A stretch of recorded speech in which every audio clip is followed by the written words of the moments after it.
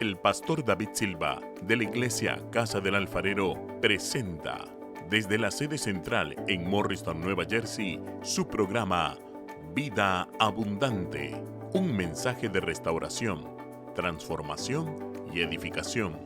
Y ahora con nosotros, nuestro pastor David Silva. La palabra de Dios en Mateo 13, versículos 51 y 52, dice: Jesús les dijo: ¿habéis entendido todas estas cosas? Ponga atención un momento, porque en el capítulo 13 Jesús había contado una serie de parábolas acerca del reino. Y una vez que él termina de contar esa serie de parábolas y sus explicaciones, él le hace una pregunta: ¿habéis entendido todas estas cosas? Qué importante, ¿eh? Y luego dice: ellos respondieron: sí, Señor. Él les dijo: por eso todo escriba docto en el reino de los cielos es semejante a un padre de familia que saca de su tesoro cosas nuevas y cosas viejas. Wow, qué palabra tan poderosa. Estos discípulos le dicen: sí, hemos entendido, Señor. Y él dice: por eso todo escriba docto en el reino de los cielos. Hoy en día se habla de estudiar, de ir al seminario, de ir al instituto, de ir a una universidad, mucha gente, y sacar un doctorado en teología, lo cual es bueno cuando es un llamado de Dios y es para el propósito de Dios. Pero los creyentes no necesitamos ir a una universidad para poder ser doctos en la palabra de Dios. Lo que necesitamos es estar llenos del Espíritu Santo y con hambre de la palabra de Dios. Y cuando eso existe, entonces uno tiene comunión con la palabra, no solo el día domingo, sino cada día de la semana. Uno se lleva el mensaje y trabaja con el mensaje, con la palabra durante toda la semana. Pero hay algo interesante que dice Jesús. Dice que todo escriba que es docto en el reino de los cielos. Cuando hablamos de un grado de doctorado, hay una especialización. Por ejemplo, el pastor Juan Valdés, que viene de la Florida, él tiene un doctorado en apologética.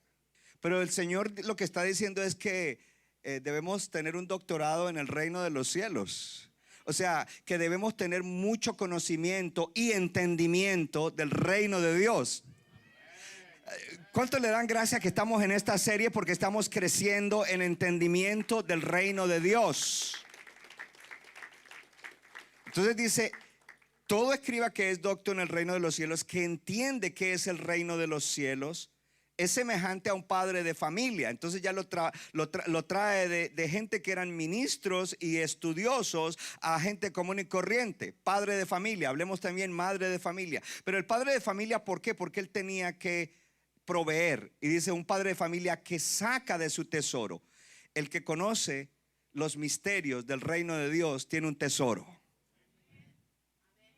El tesoro suyo no está en el banco ni debajo del colchón. El tesoro suyo está en el corazón, con la palabra de Dios. Dice: y tiene un tesoro del cual saca cosas nuevas y cosas viejas. Mire, hay cosas que yo aprendí hace 30 años en el evangelio, y de esas saco también para aplicar a mi vida y para enseñarles a ustedes. Pero cada día crecemos en nueva revelación, no en cambiar la Biblia, sino en cosas que no entendíamos. Y de ahí sacamos. Mi tema en el día de hoy: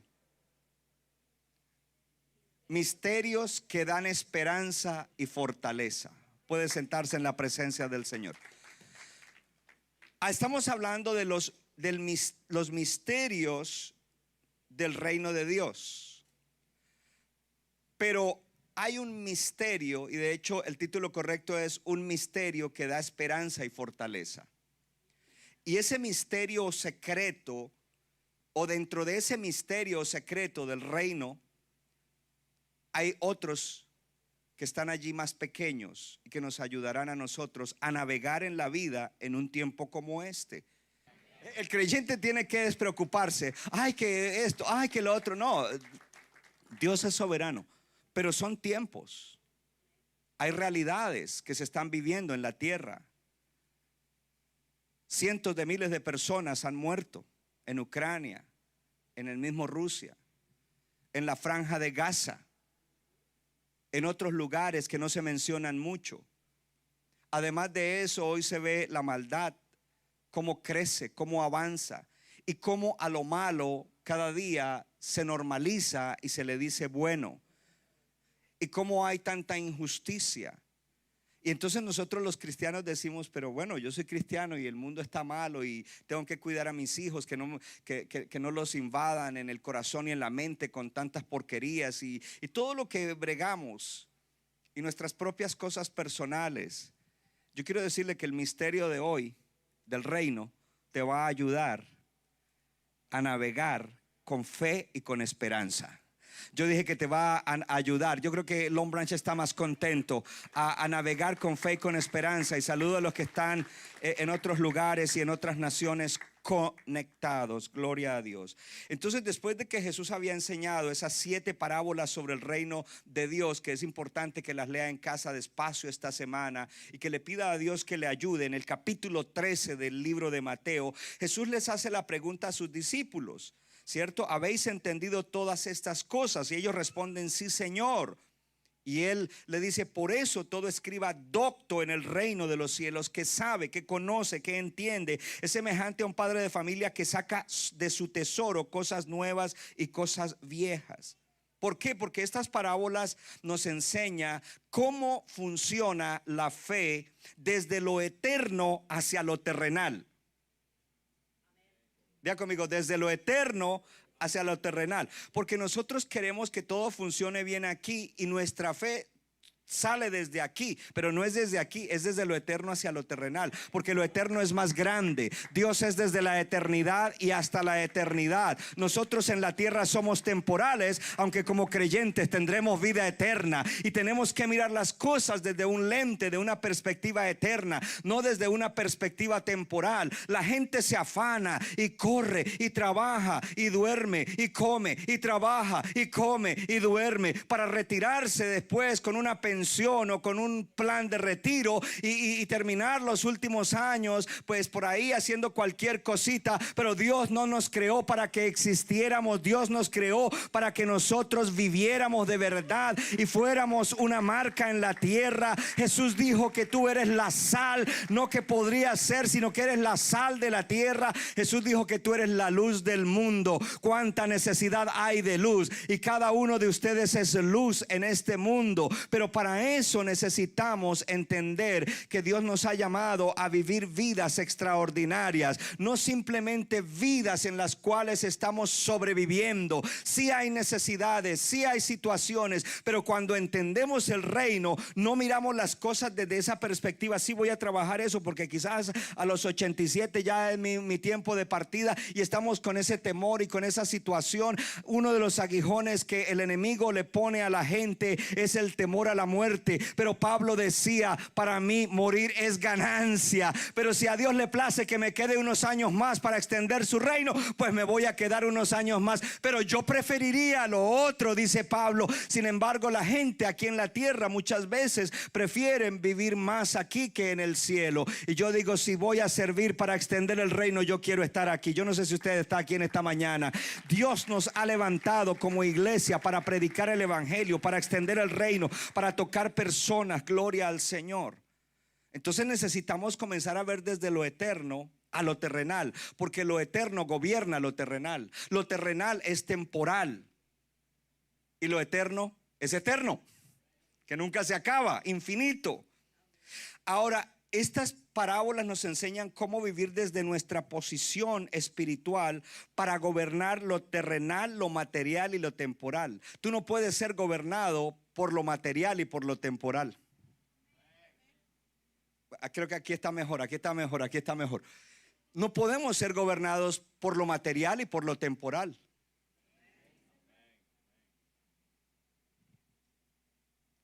Nosotros debemos gobernar lo material, lo temporal, lo que Dios nos ha dado en la tierra, y lo gobernamos con los principios de Dios. Déjeme darle un ejemplo, porque una de las cosas que más gobierna al ser humano es el dinero.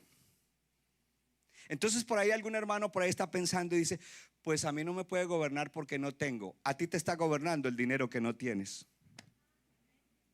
Al que no tiene lo gobierna el dinero que no tiene, y al que tiene lo gobierna el dinero que tiene. Pero nosotros no estamos llamados a ser gobernados, sino a gobernar desde lo espiritual las cosas que Dios nos ha confiado: el tiempo, el dinero, la fuerza, los talentos, el matrimonio, la familia, el ministerio. Estamos llamados, y si no entendemos estas parábolas, no podremos tomar nuestra posición espiritual para gobernar lo material, lo temporal, lo terrenal. Y eso implica que nosotros debemos permanecer y perseverar en el camino. Porque el que perseverare hasta el fin, el que perseverare hasta el fin.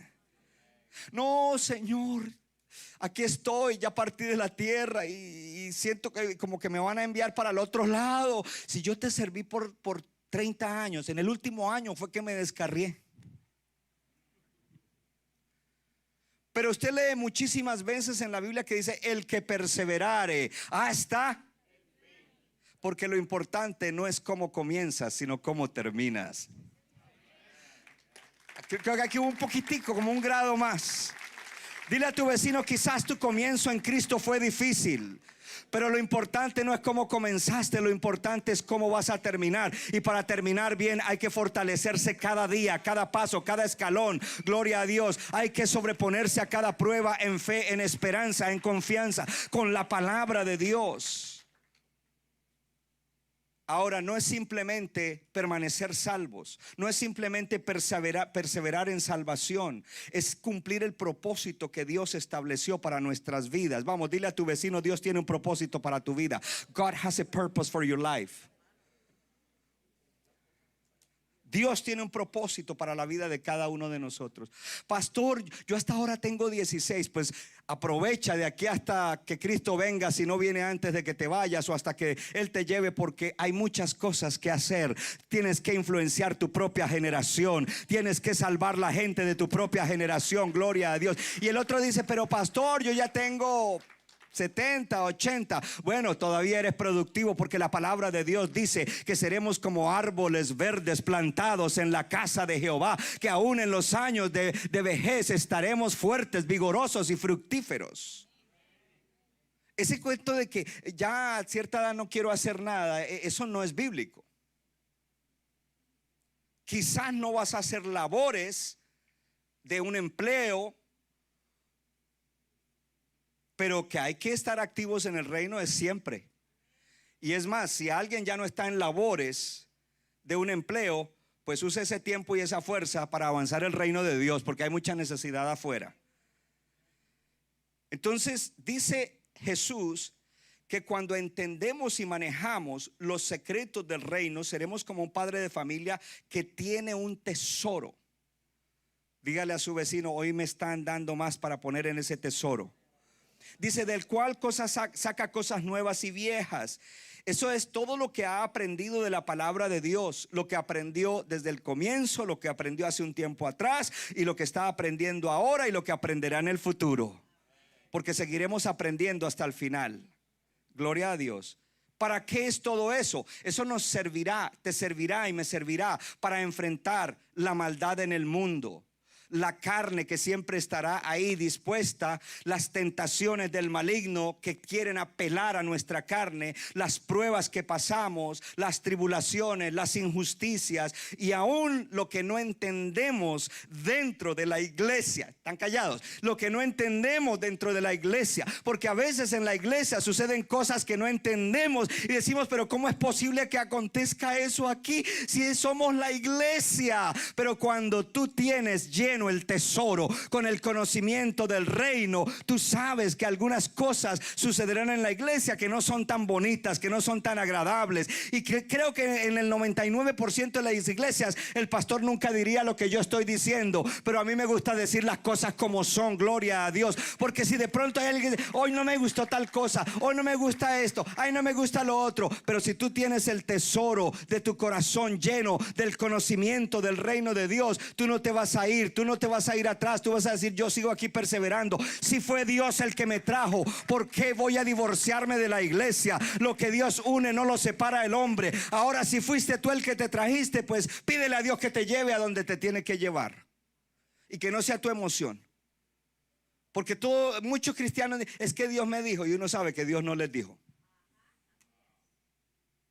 Cuidado con esa palabra.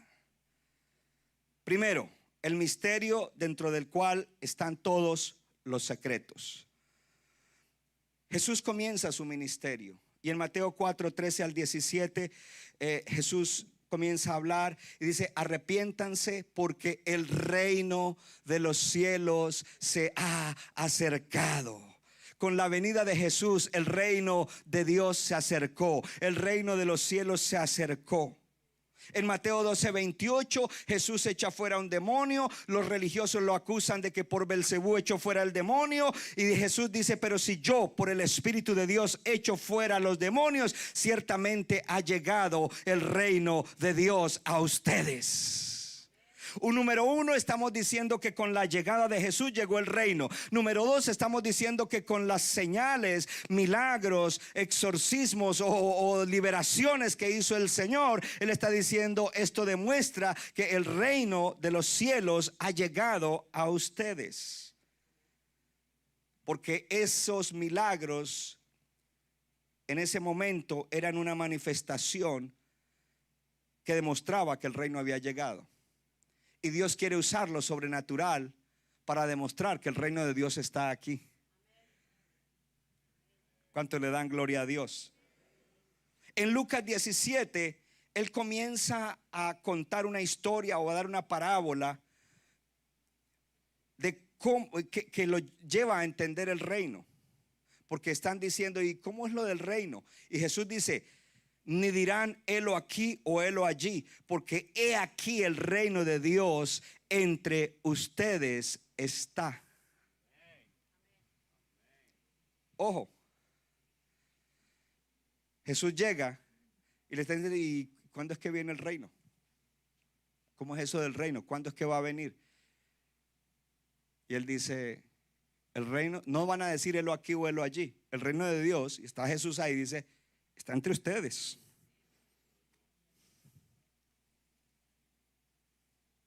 Ojo que no les dijo, porque esos eran los fariseos y ellos lo rechazaban.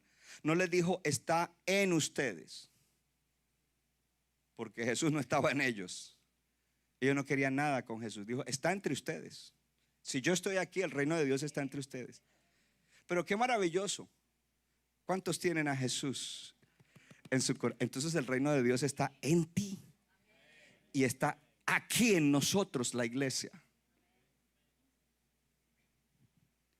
Jesús con su presencia está diciendo eso.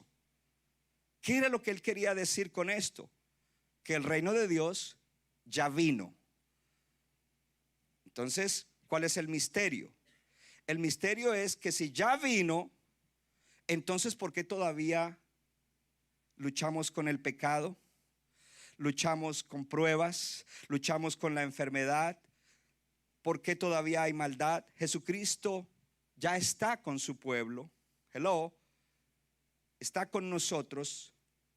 Tenemos el evangelio.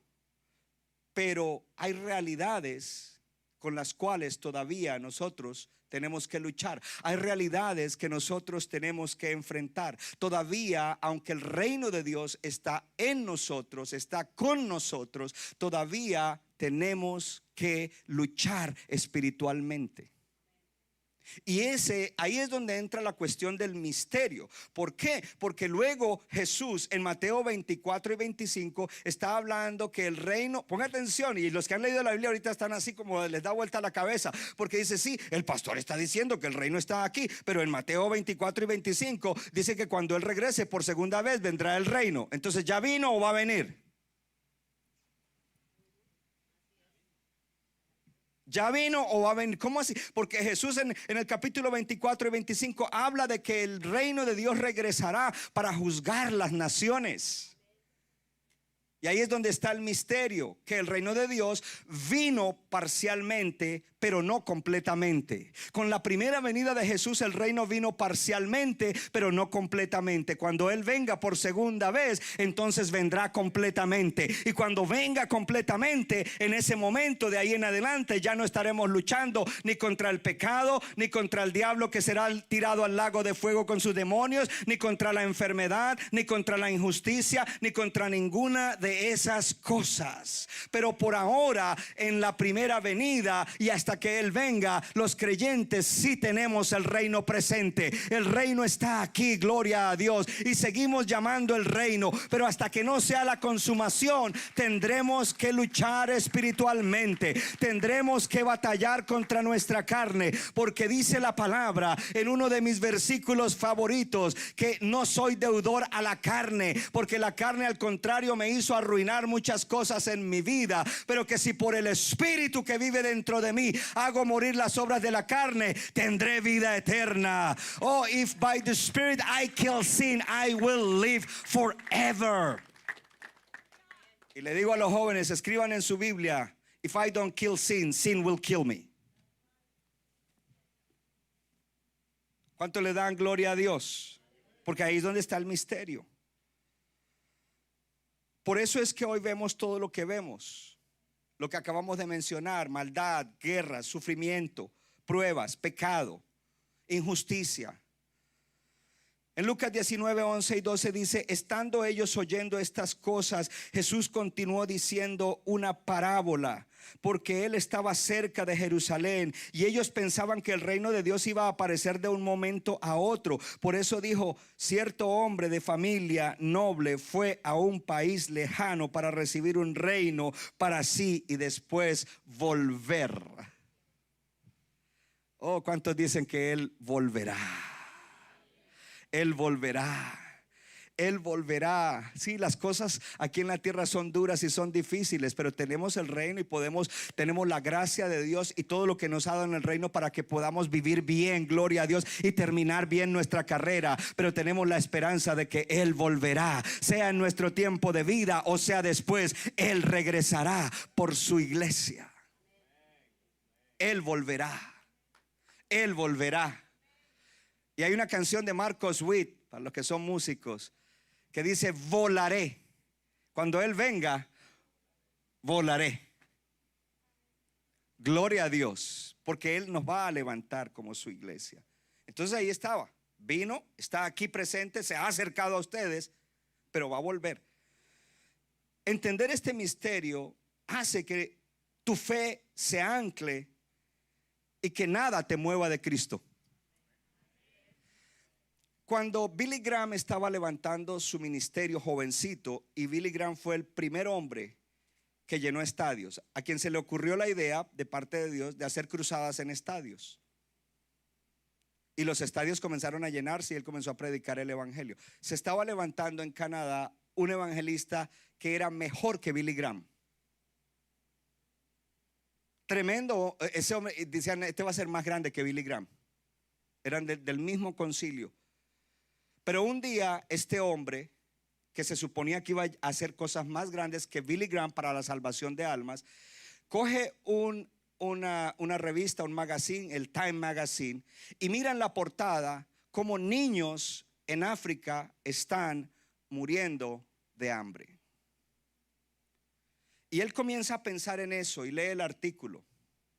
Y después de que lee el artículo, él se pone a pensar y dice esto. Ojo, él es un predicador que está ganando muchas almas, que está subiendo, Dios lo está haciendo subir. Y dice: pero ¿cómo es posible? Si Dios existe, ¿por qué está sucediendo esto? Y en ese momento él apostató de su fe. Él le dio la espalda a Jesucristo. Esta mañana, mientras yo meditaba en esta palabra, dije: ese hombre no entendía el reino. Que el reino está aquí, pero ahorita hay sufrimiento, hay injusticia, hay muchas cosas malas. Pero que cuando el reino venga para ser consumado, ya eso no habrá. Y que Dios nos tiene aquí a nosotros con un propósito. Dios no nos tiene para pasarla. Dios nos tiene para que nosotros hagamos el bien. Y Dios tiene cada creyente y cada iglesia de sana doctrina en cada lugar, en cada país, en cada rincón, para hacer el bien, para establecer su reino, para aliviar sufrimiento. Por eso la iglesia no puede ser simplemente una iglesia de reuniones. La reunión es para empoderar los ciudadanos del reino. Y cuando los ciudadanos del reino salen a hacer la obra, salen a visitar al enfermo, salen a visitar al preso, salen a visitar la familia que se está divorciando, salen a visitar la familia que tiene un hijo drogadicto, salen y hacen la obra de Dios. Porque podríamos quejarnos, pero quejarnos no hace nada. Entonces habla de dos venidas, la primera venida de Jesucristo, en la cual Él vino para pagar por el pecado, y en la segunda Él vendrá para juzgar el pecado. ¿Cuántos se van con Él? Entonces el reino tuvo un cumplimiento, pero no una consumación. Vendrá un día cuando Cristo regresará para juzgar el pecado y derrotará a sus enemigos, que son nuestros enemigos. ¿Cuánto le dan gloria a Dios? Para que el pueblo de Dios finalmente viva en un reino de paz, de amor, de justicia, de gozo, en los nuevos cielos y la nueva tierra. Ay, ay, ay. Yo sé que hay unos cuantos que sí están agarrando esto. There will be new earth and new heavens. For us, the believers, para nosotros los creyentes. Vamos a estrenar tierra nueva y cielos nuevos. Eso todavía no ha ocurrido. Pero en tanto que eso sucede, el reino está aquí parcialmente, no completamente. Está manifestado, pero no consumado. Así que mientras estemos aquí tendremos que luchar, como decía, contra la carne, contra el pecado, contra la maldad, contra la enfermedad. Todavía tenemos que orar por los enfermos. Todavía que tenemos que ministrar palabra en contra del pecado. Todavía tenemos que arrepentirnos y pedir no volver a caer en lo mismo. Todavía tenemos que hacer morir las obras de la carne. Y aquí viene un paréntesis en el mensaje. Cuando un creyente sabe que una tendencia y una actitud y un accionar es pecado, la pregunta es: ¿por qué ese creyente continúa en eso y no para y tiene temor de Dios? Y dice: un momento, yo estoy actuando mal, yo estoy haciendo mal, Dios mío, ayúdame. Pero en vez de eso, muchos creyentes bajan la guardia, se acomodan, complacen la carne y siguen ahí dándole hasta que están metidos en el hoyo. Porque el pecado te va a llevar más allá de donde tú quieres llegar, y el pecado te va a hundir más profundo de lo que tú quisieras ir. El pecado te va a dañar. En el día de hoy yo oro que Dios nos abra los ojos y que cuando nos venga un pensamiento pecaminoso, ahí mismo paremos. Que cuando de pronto se nos chispotee alguna cosa pecaminosa, ahí mismo paremos y busquemos un momento de oración y digamos: en el nombre de Jesús, yo soy un hijo cubierto con la sangre, tengo la palabra, yo reprendo eso, ayúdame, Señor. Hoy se ven cosas tremendas en la iglesia de Cristo, que uno dice: pero ¿por qué eso acontece con pastores, con líderes, con hermanos? Tenemos que luchar, tenemos que orar por los enfermos. Hoy en día mucha gente se conforma: bueno, esa persona le dijeron que tenía tal cosa, déjeme mirar en el Google. El Google dice que cuando la persona le da eso, pues ya no hay nada que hacer. Y le creen más a Google que a la Biblia. Oh, dile a tu vecino: no le creas a Google, créele a la Biblia. No, tenemos que despertarnos. Porque entonces no oramos por los enfermos, porque ya dice eso: Padre, consuela a la familia, que ya se les va a ir el ser querido. Padre, en el nombre de Jesús seguimos luchando por esa persona, seguimos declarando la palabra. Tú llevaste nuestra iniquidad, tú llevaste nuestro pecado, pero también llevaste nuestros dolores y nuestra enfermedad. Él es un creyente y por tu herida Él ha sido sanado. Y si no es creyente, Padre, sánalo para que te conozca como Salvador, en el nombre de Jesús. Si hay algún enfermo hoy aquí, hoy no se ha orado por los enfermos. Padre, yo oro por los enfermos que están aquí en Long Branch o conectados, y que en este momento el toque sanador desinflame, el toque sanador normalice el funcionamiento de ese órgano, el toque sanador deshaga todo virus y bacteria, y que hoy la persona salga, Señor, tus hijos e hijas salgan llenos, Señor, de tu gloria, llevando el testimonio de un milagro de sanidad para gloria tuya y bendición de ellos, por Cristo Jesús. Amén y amén. Tenemos que seguir luchando. Todavía tenemos que seguir luchando contra demonios. Hay iglesias que hoy en día no se mencionan los demonios. And the young generation, they are afraid to mention demons with their friends and believers because they are going to mock them. But if you have a friend who is mocking you, he has a mocking demon. And you have to cast out that demon. So he's mocking you because you believe in demons, but he or she has a demon. So pray and say, Lord, deliver my friend. Thank you for the authority that you have given me. I rebuke that mocking demon in my friend in the name of Jesus.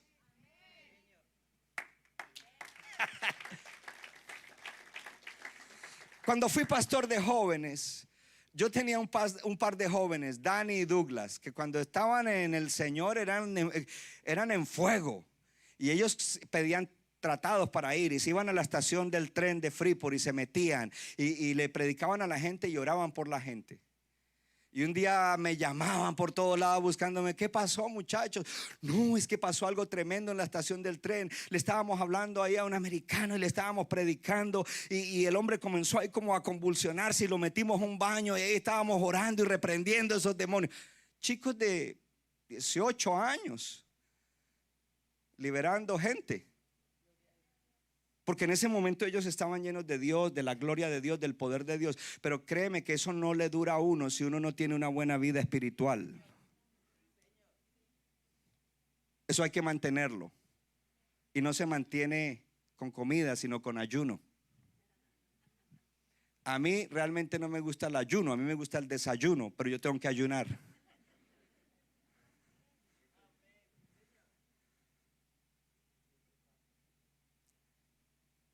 El reino de Dios está presente. ¿Cuántos dicen está presente? Eso es lo que acabamos de ver. Pero no está presente en el sentido de la consumación final y total. ¿Quedó entendido eso? Porque ese es el misterio. Y de pronto alguien por ahí dice, yo no creo en la Biblia. ¿Por qué? Entonces, mira, hay gente que no son cristianos que conocen más la Biblia que los cristianos. ¿Y por qué no cree, primo?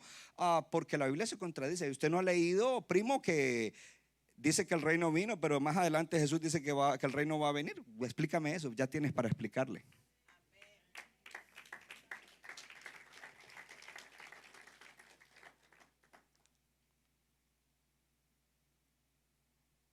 Ahora, el misterio del reino, ponga atención a esto. Ya hablamos de Mateo 12, donde él expulsa a un demonio y dice se ha acercado. En Lucas 17, la venida del reino es futura. Lucas 19, perdón. Miramos también, lo miramos en Lucas 17 y hablamos de Mateo 24 y 25. Pero es un tema, mire, ¿cuánto le dan gracias a Dios que hoy Dios, el Espíritu Santo nos está hablando esto? ¿Cuánto le dan gracias a Dios? Okay.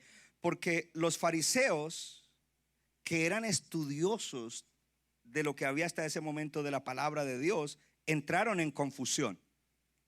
Ellos estaban confundidos con ese tema del reino. ¿Cómo es? Juan el Bautista tuvo un momento de confusión. Vayan y pregúntenle si el reino ya vino o ha de venir. Juan el Bautista. Multitudes que seguían a Jesús estaban confundidos con el reino y lo querían a él hacer rey porque creían que era un reino terrenal que iba a derrocar a los romanos. Te vamos a levantar, tú vas a ser nuestro rey. Otro grupo que lo seguía lo querían tirar por un abismo porque dijeron, bueno, si el reino vino, pues levántate un ejército y queremos hacerte rey. Y él dijo, no, esto no es así. Esto del reino confundió a Pilato cuando estaba juzgando a Jesús.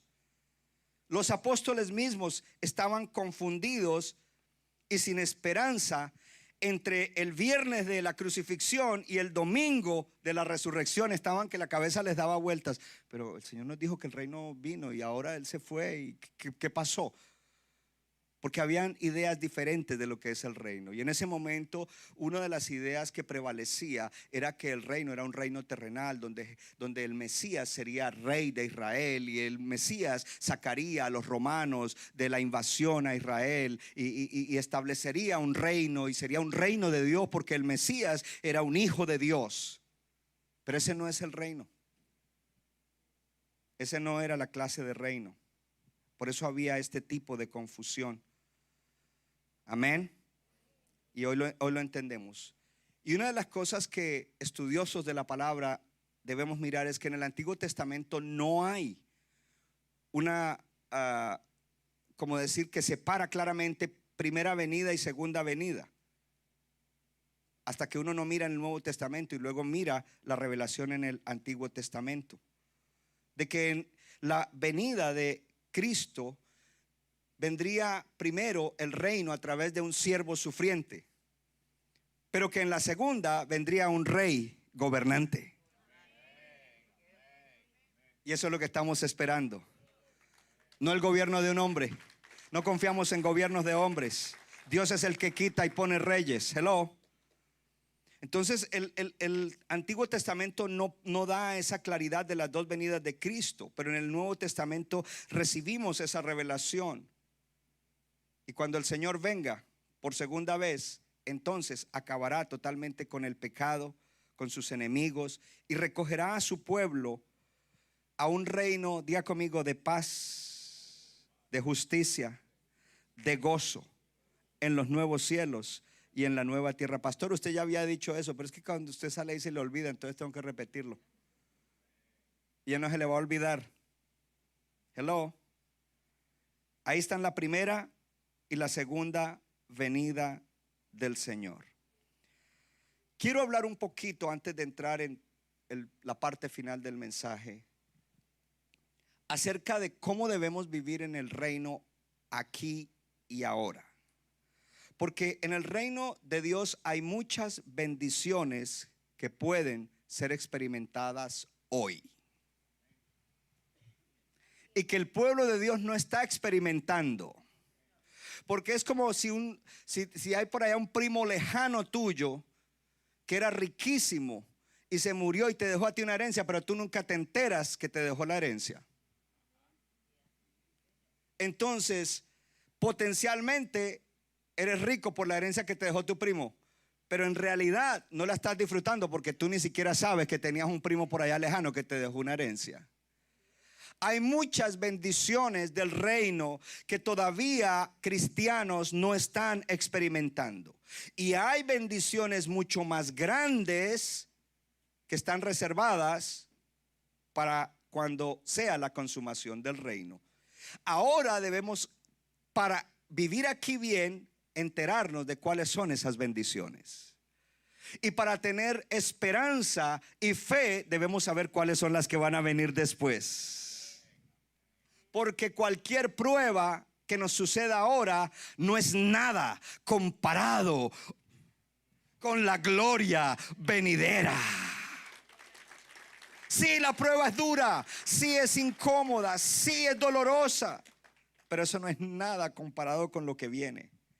Entonces debemos aprender a vivir y experimentando las promesas y las bendiciones del reino aquí y ahora, y con la mirada puesta en las que vendrán después, porque eso nos dará esperanza para el futuro. Dile a tu vecino: el futuro de los creyentes va a ser glorioso. Dile: the future of the believers is going to be glorious. Habrá un mejor futuro. Habrá un mejor futuro. Oh, come on, abra la ventana de la esperanza y comienza a mirar el futuro glorioso que nos espera. Comienza a mirar lo que espera a los creyentes, a los hijos de Dios, al pueblo de Dios. ¿Cuáles? Los que se mantendrán firmes en la fe hasta el final. Pero mientras tanto, esto nos hace profundizar nuestra fe, pararnos firmes cuando hay situaciones que no entendemos. Y cuidado, hermanos líderes y hermanos, cuando otro creyente se le acerca confundido por algo muy fuerte, una tragedia, y tú tratas de explicarle. A veces no hay explicación. A mí lo que más me gusta hacer es escucharle y después de que lo escucho ponerle la mano en el hombro, oremos. Padre, dale fuerza, Padre, dale la gracia. Padre, tu palabra dice que para los que aman a Dios todas las cosas les ayudan a bien. Esto es los que han sido llamados conforme al propósito de Dios. Porque si me pongo a darle explicaciones puedo caer en error y confundir la gente. Y Dios da la gracia para que pasemos las pruebas. Dios te da la gracia para la prueba que estás pasando. Yo dije que Dios te está dando la gracia para la prueba que estás pasando.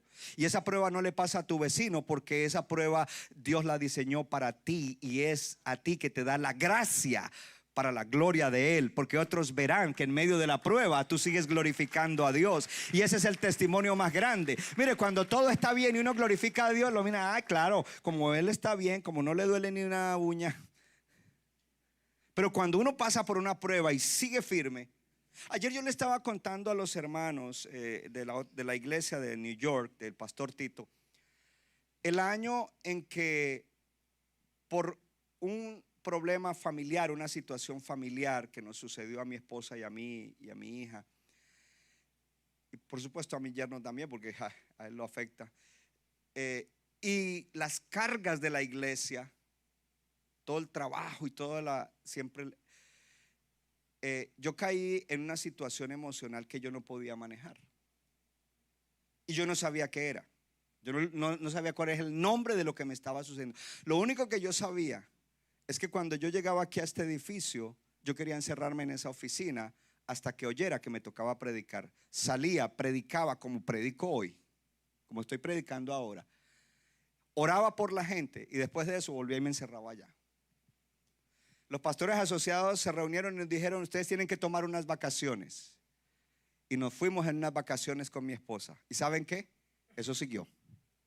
A veces creemos que unas vacaciones te van a solucionar una situación de esas. Es más, yo me despertaba allá en ese hotel a medianoche todavía con esa situación. Más adelante vinimos a descubrir con mi esposa y con mi hija, y analizando y todo, que era una cuestión de ansiedad crónica y severa. Una cosa horrible. El que no lo ha experimentado no lo entiende. No lo entiende, porque es algo que uno no puede manejar. Es algo que uno quisiera que se fuera, pero no se va. Es algo que no lo deja funcionar bien a uno, ni en la comunión, ni en las relaciones con la familia, ni con nadie. Pero si hoy aquí hay gente que estuvo en esa época y dice: ¿y cuándo fue? ¿En qué año fue que le dio eso? Yo quiero decirte que era fácil decir: ¿sabe qué? Deme como llaman los americanos, un sabático, y que los pastores asociados sigan. Yo dije: no, yo sigo predicando, yo sigo enseñando. Y a veces yo daba consejerías, pero era limitado, y yo quería escuchar las personas, darles el consejo, orar y que se fueran rápido.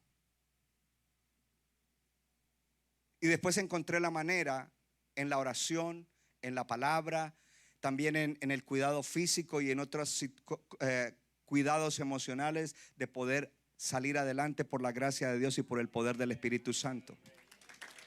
Pero ¿cuál es el punto? El punto del testimonio es este: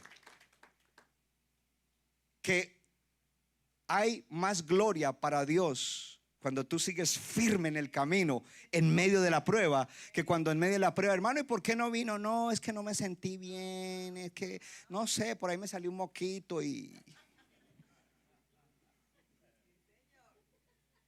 los pastores asociados saben cuántas veces yo he predicado con fiebre y solo Tylenols, y digo: Señor, perdóname, porque hoy no estoy creyendo en ti sino en el Tylenol, porque quiero estar bien a la hora de la predicación. Y salga corriendo y mónteme al carro y vaya a la casa a meterme en la cobija para sudar. Pero es la gloria para Dios, porque es la gracia de Dios. Bástate mi gracia, porque mi poder se perfecciona en la debilidad. Cuando estamos débiles, ahí nos anclamos en la gracia de Dios, y anclados en la gracia de Dios, aleluya, le damos más gloria a Él. La gente dice: wow, sí, ese Dios existe, ese Dios es verdadero. Mire cómo esa persona no niega a ese Dios, no le da la espalda a ese Dios, no deja de servir a ese Dios. Ahora, para nosotros vivir esas experiencias del reino, necesitamos lo que siempre se dice cada domingo: nuestra vida de oración. No puede ser una vida de oración rutinaria, mecánica, siempre diciendo lo mismo. Tiene que ser una oración de verdad, un encuentro cada día con Dios, meditar en la palabra, y debe ser de lo primero que se hace en el día. Y cuando estamos pasando por situaciones mentales, espirituales, emocionales, hay que buscar ayuda, y si sabes cómo hacerlo, pues entonces métete con Dios. El ayuno es importantísimo, porque hay cosas que no se pueden romper en nuestras vidas sino con ayuno.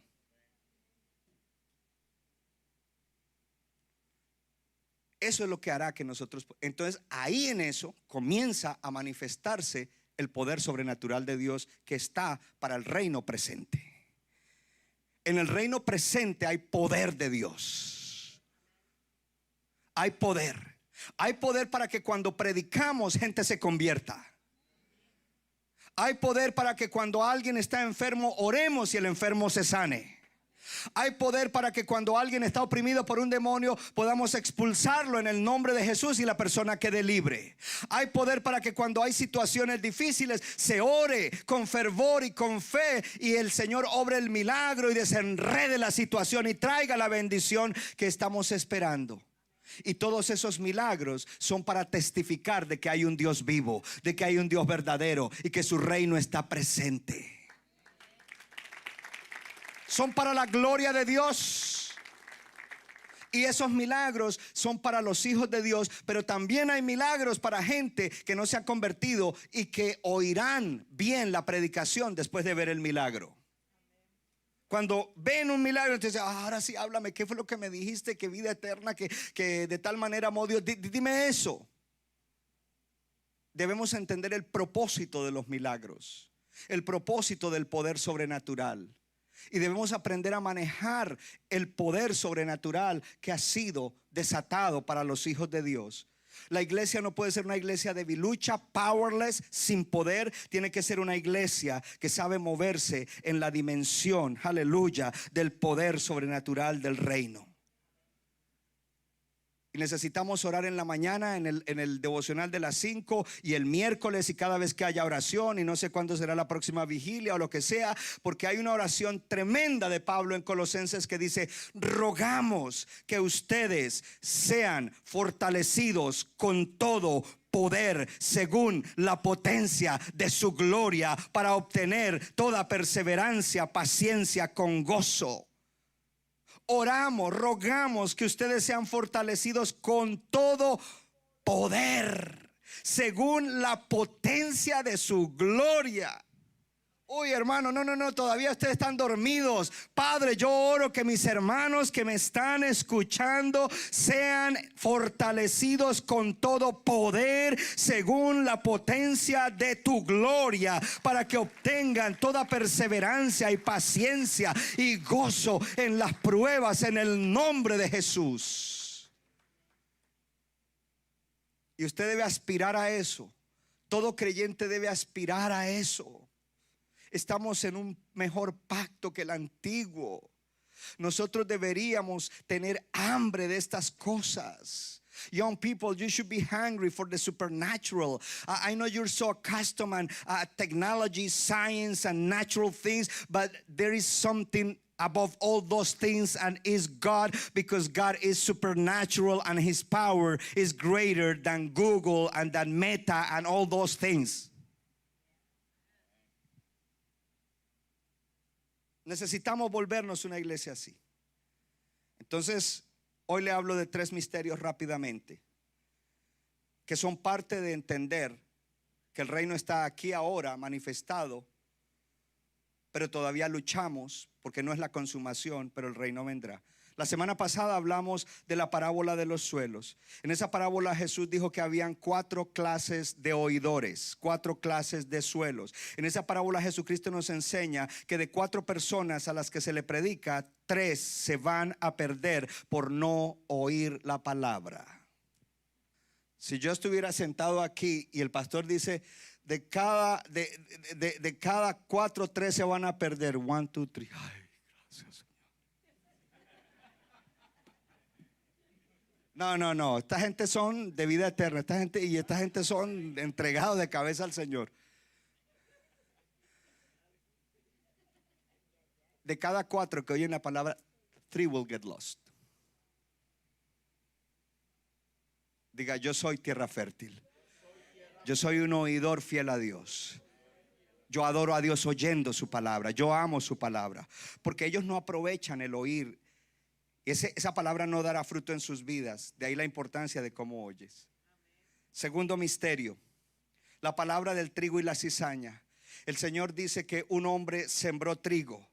Pero entonces cuando el trigo creció, apareció cizaña. ¿Por qué? Porque había venido un hombre malo y había sembrado cizaña. Y le preguntaron los siervos de ese hombre, ¿qué pasó? Si había sembrado una buena semilla, arrancamos la cizaña. Y él dijo, no arranquen la cizaña, porque si ustedes arrancan la cizaña, corre el peligro de arrancar el trigo.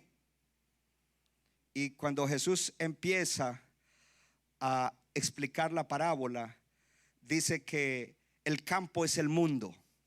Diga conmigo, yo vivo en el mundo, pero no soy del mundo. Entonces el campo es el mundo. La buena semilla son los hijos del reino. Levanten la mano los hijos del reino. Semilla buena, sembrada en el mundo. Eso somos nosotros. Amén. Pero hay un maligno que también siembra su semilla, su cizaña en el mundo. ¿Sabes lo que eso significa? Eso nos ayuda a entender que sí, somos cristianos, pero vivimos en un mundo donde somos trigo, pero alrededor de nosotros hay cizaña. Sea el vecino, compañero de trabajo o compañeros de trabajo, lo que sea. Y dice entonces que cuando Jesús está diciendo que cuando venga el final, entonces se va a recoger se va a arrancar la cizaña, se va a amarrar y se va a tirar al fuego. Y se va a recoger el trigo y se va a poner en el barn. Nosotros tenemos que convivir con gente mala. Quizás en tu trabajo, en tu vecindario, en tu escuela. No te conviertas a ellos. Sé trigo. Ora por ellos. Hello. Gloria a Dios. Entonces allí está hablando el reino presente. Estamos en un mundo donde están los justos y los injustos, los salvos y los no salvos, el trigo y la cizaña. Pero luego en esa misma parábola dice, ese es el reino, porque esa parábola es del reino. Dice, el reino es semejante a, y esa manifestación aquí es así. Pero cuando Cristo venga por segunda vez con sus ángeles, entonces es la cosecha del trigo y el quemar de la cizaña. Ahí está explicadito. Amén. Entonces hay esperanza para los hijos de Dios. Hay que seguir luchando la buena batalla. Y la tercera y la última de hoy, la parábola de la semilla de mostaza, que es la más pequeña de todas las semillas. Y dice que se siembra y se sembró esa semilla y creció y se convirtió en un gran árbol frondoso y grande. Jesús vino. Cuando el reino vino, porque dice el reino es semejante a un grano de mostaza. ¿Sabe cómo comenzó la manifestación del reino, la venida del reino? Con un bebé en Belén.